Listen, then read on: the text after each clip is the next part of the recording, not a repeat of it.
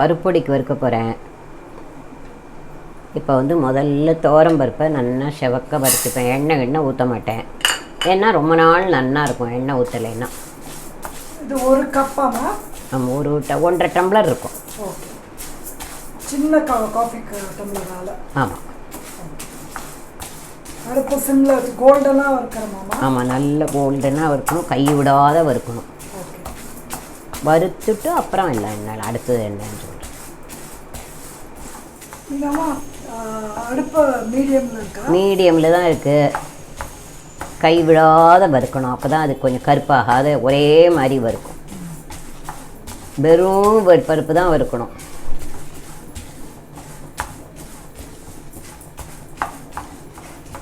இதை சாதத்தில் ஒண்டி தான் பிசைச்சிக்க முடியுமா? சாதத்தையும் பிசைஞ்சிக்கலாம். இப்போல்லாம் எல்லோரும் இட்லி தோசை எல்லாத்துக்கும் எண்ணெய் ஊற்றிக்காத இந்த பருப்புடையை போட்டுட்டு இட்லி தோசை சாப்பிட்டா சில பேருக்கு டேஸ்ட்டு பிடிக்குது. அதனால் எல்லோரும் சாதத்துக்கு போட்டுக்கிறது தவிர இட்லி தோசை எல்லாத்துக்கும் எண்ணெய் ஊற்றிக்காத வெறும் பருப்புடையை தொட்டுன்னு சாப்பிட்டா டேஸ்ட்டாக இருக்குது. காரம் இல்லாமல் இருக்கும். ஆமாம், காரம் இல்லாத இருக்குது. ஒரு இந்த மாதிரி சட்னி மாதிரி ஒரு அவளுக்கு அதில் ஒரு இது வருது. அதனால தான் சட்னி பொடின்னு கூட சொல்லுவாங்க. ஆமாம், இப்போல்லாம் எல்லோரும் நிறைய மிக்ஸ் பண்ணுறாங்க இது ஏதோ பருப்பெல்லாம். ஆமாம் ஆமாம். ஆனால் இதுதான் ட்ரெடிஷ்னலாக. இது போட்டால் இது தனி வாசனைமா. இந்த பருப்பொடிக்கு தனி வாசனை. துவரம்பருப்பு இல்லை இதெல்லாமோ கலந்தால் அது வேறு தான். அது வேறு மாதிரி ஆகிடும்.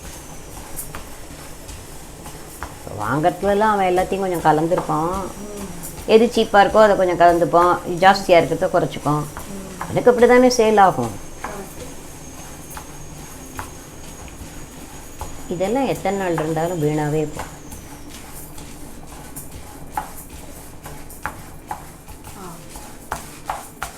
நல்லா ஜோராக வறுத்துருக்கு.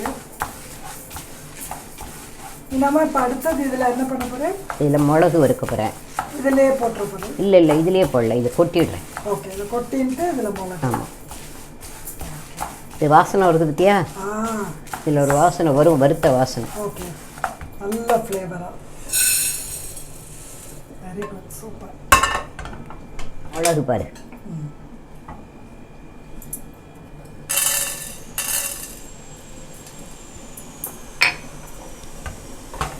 இதுக்கும் எண்ணெய் வேண்டாம்?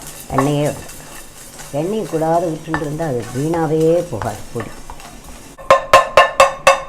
இந்த பாரு, மிளகு போட்டேன்,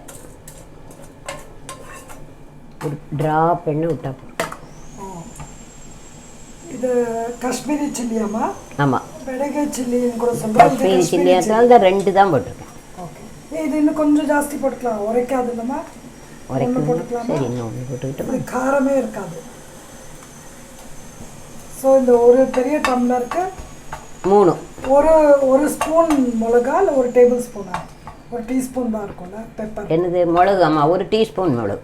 ஓகே, இந்த ரெட் சில்லி அவாவா இஷ்டம். ஆமாம், அவாவா ஒரு வேண்டாம் ஒன்று மிளகே போடும்னா கூட மிளகா போடாது பண்ணிக்கலாம். அவா நம்ம இப்போ கல் உப்பு போடுறோம், நார்மல் உப்பு போடலாமா? நார்மல் உப்பே போடலாம், பொடியும் போடலாம். அந்த சூட்டில் கரைக்கிங்க.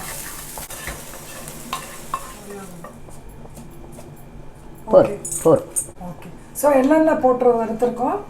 மிளகா, மிளகு, உப்பு, பருப்பு, துவரம்பருப்பு.